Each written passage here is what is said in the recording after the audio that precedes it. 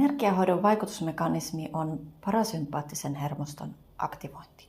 Silloin kun parasympaattinen hermosto on meillä aktiivinen, niin ihminen on rento, syke on matala, verenpaine on normaali, ruoka sulaa, immuunijärjestelmä on aktiivinen ja ihmisellä on kaikin puolin hyvä olla.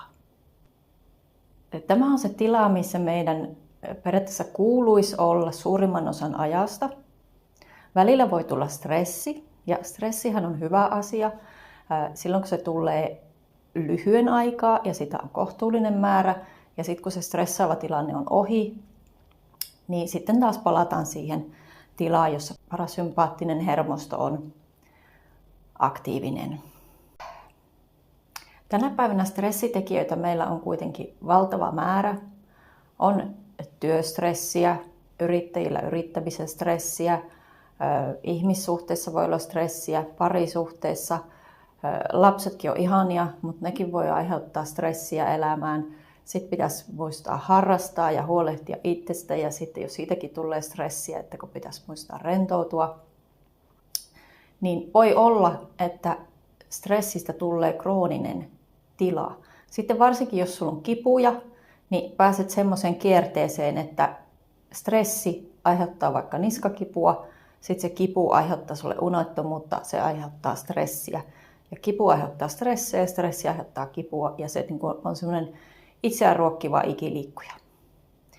Ja jos tilanne on tämmöinen ja tuntuu, että vaikka kuinka yrittää rentoutua ja ei saa sitä jumia pois päältä, niin silloin kannattaa kokeilla energiahoitoa, koska sillä saadaan tehokkaasti se parasympaattinen hermosto aktivoitua ja sen jälkeen on sitten helpompi itsekin rentoutua, kun on kerran saatu aktivoitua se parasympaattinen hermosto. Energiahoitomenetelmiä on hyvin monenlaisia ja monennimisiä. Ja jos mä haluaisin jotenkin abstrahoida, että mitä yhteistä niillä kaikilla on, niin mä keksin 3 asiaa. Ensimmäinen on ajatus, eli hoitajalla on siinä jonkunnäköinen ajatus tai mielikuva, kun hän sitä hoitoa tekee. Sitten toinen asia on kädet. Siinä jollakin tapaa käytetään käsiä, joko pidetään siinä hoidettavan kohdan päällä tai sitten vähän yläpuolella. Tai sitten jos mielikuva on sellainen, että pyyhitään kipua pois, niin sillä kädellä voidaan tehdä jotain liikettä, joka tehostaa sitä mielikuvaa. Ja 3. asia on sitten halu auttaa. Ja tämä ei tarkoita sitä, että mitä kovemmin haluaisi auttaa ja mitä enemmän yrittäisi, olisi parempi, vaan itse asiassa voi heikentää hoitotulosta. Ja sen takia monesti sanotaan, että läheisten ihmisten hoitaminen on vaikeampaa kuin oudompien ihmisten, koska silloin tulee se oma halu auttaa liian kovaksi ja yrität liikaa. Silloin tulee ressi itselle. Jos itsellä on ressi, niin silloin se välittyy siihen hoidettavaankin, eikä tule semmoista rentoa tunnetta siitä sitten. Hoitajalla olisi hyvä olla mahdollisimman neutraali halu auttaa, mutta semmoinen neutraali, utelias ajatus siinä, että kokeillaanpa tämmöistä, auttaisiko tämmöinen, ettei ole tavallaan suuria odotuksia sen lopputuloksen suhteen. Halu auttaa, mutta silti semmoinen neutraali, rento. Minkälaisia asiakkaita mulla käy energiahoidossa? Jos mä karkeasti jakaisin 3 ryhmään asiakkaat, niin 1 ryhmä on sellainen, joilla ei ole mitään mainittavia sairauksia eikä vaivoja. He tulevat vaan rentoutumaan ja hakemaan semmoista hyvää olokokemusta. Sitten toinen ryhmä on semmoiset krooniset tuki- ja liikuntaelin kipuiset ihmiset. On joku niskajumi tai lantiojumi tai selkäkipu ja monet kertoo, että sitä on käyty hierojalla monta kertaa ja on koitettu jumpata ja venytellä ja se ei vaan poistu eikä ja koko ajan tuntuu, että kiristää jostakin kohtaa. Ja sitten he haluaa vielä tulla kokeilemaan, että olisiko energiahoidosta apua. Ja 3. ryhmä on sitten sellaiset, joilla on 1 tai useampia sairauksia ja voi olla, että on terveydenhuollossa hoidettu, tutkittu ja sitten on sanottu, että nyt on tehty kaikki mitä täällä voidaan tehdä, että hoidetaan vaan sitten sitä oiretta. Eli se ei ollut riittävä se, mitä terveydenhuollosta on apua ja hoitoa saatu. Ja sitten haetaan niin kuin tukihoidoksi siihen energiahoitoa, mikä on minusta oikein hyvä yhdistelmä.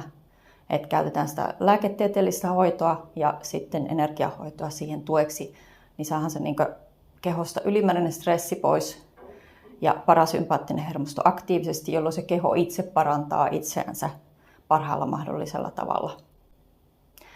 Itse asiassa sanoin, että minulla on 3 ryhmässä asiakkaita, mutta nyt kun mä aloin miettiä, niin on vielä 4. ryhmä. Eli kun jaan asiakkaat 3 ryhmään, niin minulla on vielä 4. ryhmä. Ja se on semmoiset oireiset ihmiset, jotka tulee joku kipu, oire, käydä lääkärissä, kuvaustutkimuksissa, otetaan verikokeita ja lopputulos on se, että ei löydy mitään oireita selittävää. Jolloin sitten he tulee siihen tulokseen, että no tämän täytyy olla sitten stressiperäistä, kerran ei mitään niin kuin sairautta tai diagnoosia saa määriteltyä. Niin sitten he tulee kokeilemaan energiahoitoa siihen. Pitääkö energiahoitoon uskoa, että se toimii? Energiahoitoa on tutkittu paljon, useita vuosikymmeniä, ja kokeita on tehty muun muassa hiirillä, elävillä hiirillä ja sitten semmoisilla soluleikkeillä, joita on otettu kuolleista hiiristä. Ja näissäkin tutkimuksissa on saatu hyviä tuloksia. En tiedä hiiren aivoelämästä, mutta luulisin, että hiiri ei ymmärrä, että häntä hoidetaan tai ei ymmärrä, että onko hän sairas, niin tuskin hän silloin osaa niin kuin uskoa, että nyt mun pitäisi uskoa tähän. Tai ei me voi kertoa hiirelle, että nyt sun täytyy uskoa tähän hoitoon, että sä paranet.